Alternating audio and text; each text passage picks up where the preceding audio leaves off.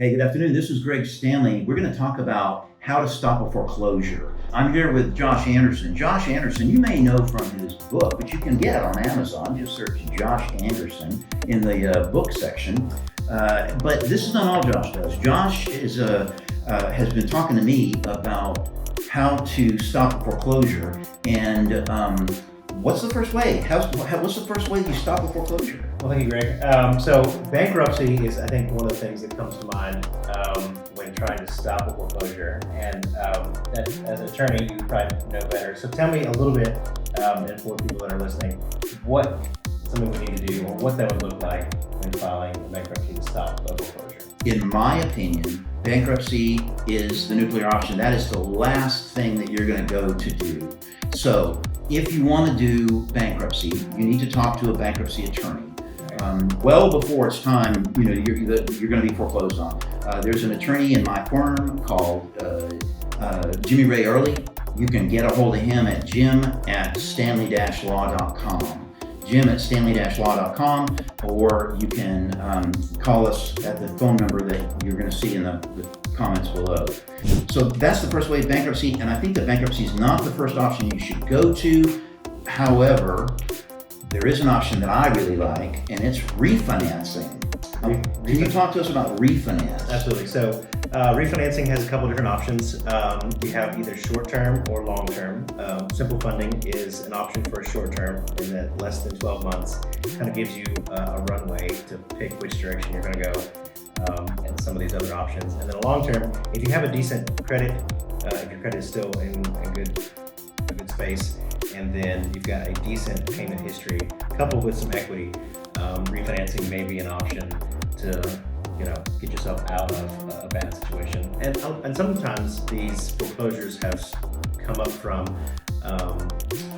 during COVID. They had people were getting a forbearance, and that forbearance is now due. So there's definitely options out there. You've got equity and credit and payment history, and just needing to wrap that into a new loan. And then the other option again is that short bridge loan. Now, the bridge loan, that would be from Simple Funding. Correct. Yeah, it's that 12-month kind of period. Kind of gives you some options, or at least helps you build some credit and a payment history to get yourself back into. So how do we get a hold of Simple Funding? So Simple Funding is asimpleFund.com, or you can email Josh at asimpleFund.com, and we can definitely look at your situation and see if it makes sense. And then, obviously the next one is if you can't refinance or bankruptcy doesn't make sense, there's always selling the property. So one of the things about foreclosures that I don't like, the reason why I like helping people avoid foreclosures using any of the 5 systems that we're talking about to stop your foreclosure. The thing about foreclosures that I don't like, the law is very clear. The law says everything that house sells for above what you owe to your lender is supposed to go back to the owner of the house, you. The problem is they don't sell for market value at foreclosure auctions. Let's say the house is worth $200,000, and you owe $150. The bank is going to bid $150. They're going to bid what they are owed. Well, if nobody else bids, then you just lost $50,000 because you didn't sell the house prior to the foreclosure. So selling prior to foreclosure, that to me is a great option. And I've got a couple of broker friends who I can refer folks over to, talk to them, and they might be able to tell you they have an investor who would be willing to buy that house. Maybe not even at the full value, but more than what you're going to get if the bank forecloses on it and they buy it for the very minimum they can pay. So probably my favorite way is to sell the thing, and you've got an interesting way of dealing with that too. Tell me about that, where you sell it to a particular type of buyer. Yeah, so you got, depending on where your house is, and again where your equity is and what you can sell it for, finding a buyer that's willing to let you stay in the property for an extended period of time. It's becoming very common in this market to see 60, 90, maybe 120 days where you're in a period of renting the property back as either part of the purchase price or directly paying them, which again offers a solution. Maybe they're coming in from out of state and they've got that window of time is available And I guess one of the last ways to stop foreclosure in its track is some kind of legal action, right?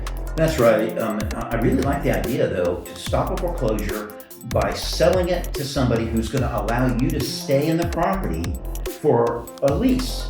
And you would have a discount in your lease because you would sell the property to them with that lease being part of it. Now, you're right, though, Josh. There are several legal things that we can do. And when it comes to a foreclosure, either if you can't beat that foreclosure by foreclosing, by refinancing it or selling it or something like that, we think in terms of deny, delay, disrupt.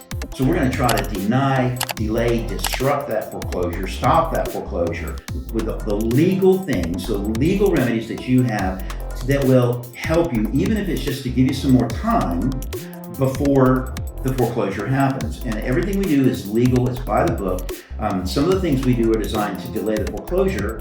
Some of the things we do are designed to keep you in the house longer after the foreclosure. But remember, we're not going to do it if it's not lawful. If it's not legal, we're not going to do it. So the 5 ways to stop your foreclosure are bankruptcy. You can talk to Jimmy Ray Early here at Stanley and Associates. The next one is sell it. Either sell it and get that equity that you're going to lose if it goes to the foreclosure auction on the courthouse steps. The next way is sell it to a friendly investor who will give you a good deal on rent for a year. And then there's reinstate. And reinstating the loan, oftentimes you're past that. And if you can't reinstate that loan, well, that's whenever you want to refinance it. Simple Funding at asimpleFund.com. They will be able to give you some help on that, some ideas on that. And then there's the legal aspects where we're gonna delay, destroy, disrupt that, deny the opportunity for them to do the foreclosure. And just by talking to either Josh at asimpleFund.com or talking to me, Greg Stanley, at Stanley and Associates, Stanley-law.com, just by talking to us, we're going to give you these options. We're going to try to help you, and we're going to connect you to the resources you need, like brokers who might be able to help you stop your foreclosure. Josh, you got anything else? Nope. I mean, we're here to help protect your rights and potentially get yourself out of a bad situation. Stop your foreclosure.